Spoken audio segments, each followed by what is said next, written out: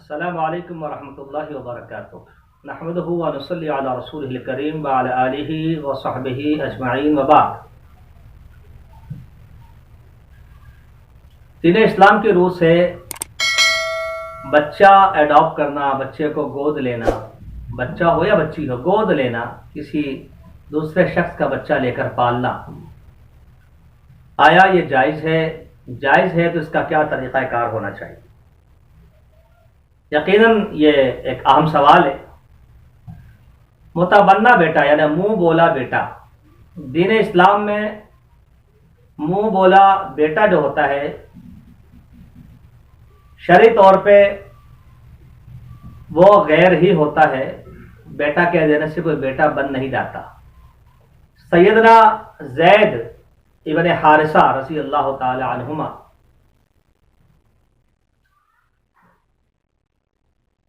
نبی صلی اللہ علیہ وسلم نے ان کو پالا تھا، تو اکثر لوگ کہتے تھے زید ابن محمد، یعنی آپ کا بیٹا ان کو قرار دیتے تھے۔ سورہ احزاب کے اندر یہ مسئلہ بیان ہوا ہے کہ اللہ رب العالمین نے اس چیز سے منع کر دیا اور فرمایا ادعوہم لآبائہم هو اقسط عند اللہ، ان کو ان کے باپ کی طرف، والدین کے والد کی طرف منسوب کر کے بلایا کر۔ یہ زیادہ مبنی بر انصاف بات ہے، اور اگر نہیں جانتے تو تمہارے دینی بھائی ہیں، اس اعتبار سے پکارا کرو۔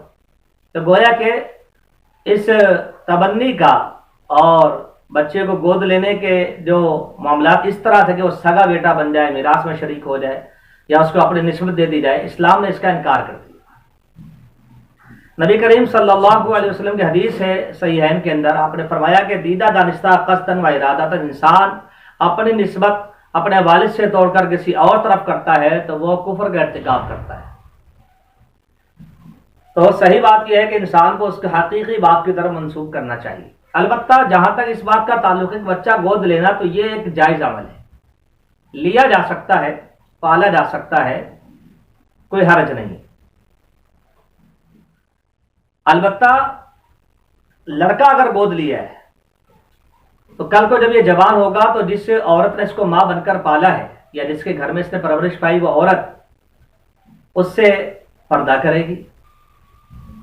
اگر 2 سال کی عمر کے اندر رضاعت کا کوئی مسئلہ اس کے ساتھ نہ بن سکا تو یہ غیر بچہ ہی کہلائے گا، غیر محرم ہو جائے گا۔ بڑا ہو کر بالغ ہونے کے بعد تو عورت اس سے پردہ کرے گی۔ اور اگر بچی لے کر پالی ہے اور 2 سال کے اندر اس کے ساتھ بھی رضاعت کا کوئی معاملہ نہ ہو سکا، دودھ اس کو پلا کر اسے حقیقی بیٹی کا درجہ نہیں دیا جا سکا، حقیقی بھانجی کا یا حقیقی بھتیجی کا درجہ نہیں دیا جا سکا رضاعت کے ذریعے سے، تو یہ بچی کل کو جب جوان ہوگی تو جس گھر میں اس نے پرورش پائی، اس گھر کا جو سربراہ ہے، مرد ہے جس نے اس کو گود لیا تھا، اس سے یہ پردہ کرے۔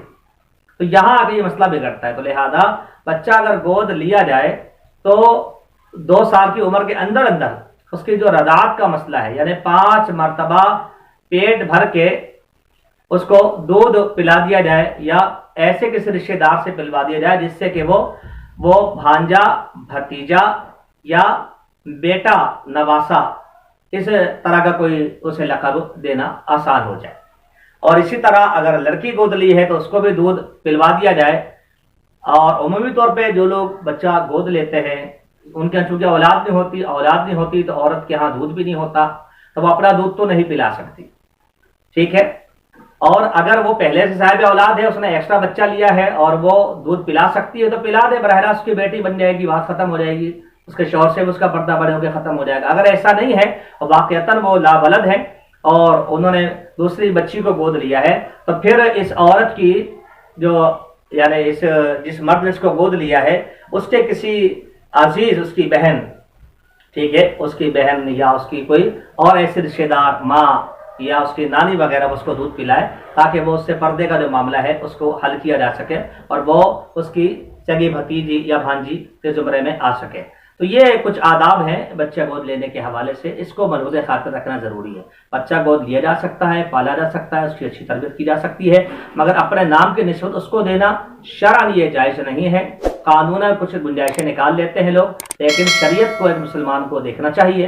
اور اسی طرح اس کے بڑے ہونے کے بعد پردے کے جو مسائل ہیں اس کو بچپن میں رضاعت کی شکل میں حل کیا جا سکتا ہے، اس کا خیال رکھنا بہت ضروری ہے۔ وما توفیقنا الا باللہ۔